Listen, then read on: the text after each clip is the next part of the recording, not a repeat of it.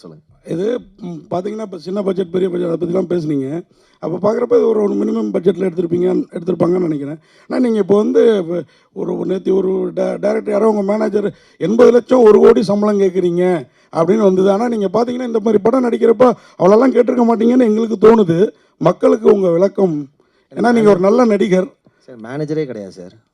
அதான் தவறான தகவல் வெளியில் அப்போ நல்லது. உங்ககிட்ட சொன்னது வேறு யாரோ, வேறு யாராவது உணர்த்து கலையரசன் கூட இப்போ யூடியூப்பில் போட்டால் ஒன்று ட்ரெண்ட் ஆகுது, அவராக இருக்கு செக் பண்ணுங்கள்.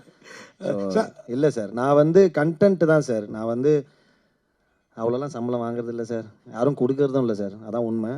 என்னன்னா உண்மையாக ரொம்ப நல்ல படமாக இருந்ததுன்னா நமக்கு சர்வைவல்னு ஒன்று இருக்குல்ல சார். சர்வைவல் இப்போ நம்ம பிடிச்சிருக்கோ பிடிக்கலையோ நமக்கு ஒரு லைஃப் ஸ்டைல் சிம்பிளாக. நான் வந்து ஒரு காலத்தில் 20,000 25,000 வந்தால் ராஜா வாழ்க்கை வாழலான்னு யோசிச்சவன்.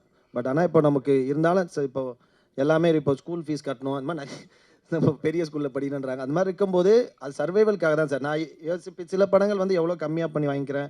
அதுக்கப்புறம் சில படங்கள், அதுவும் மோஸ்ட் ஆஃப் படங்கள் தராமல் விட்ருவாங்க. அதெல்லாம் கண்டுக்கிறதே இல்லை சார். அந்த மாதிரி படம் வந்து அந்த மாதிரி வர வேண்டிய பணம் வந்தாலே நான் 2 படம் ப்ரொடியூஸ் பண்ணலாம், அந்த அளவுக்கு பண்ணலாம் சார்.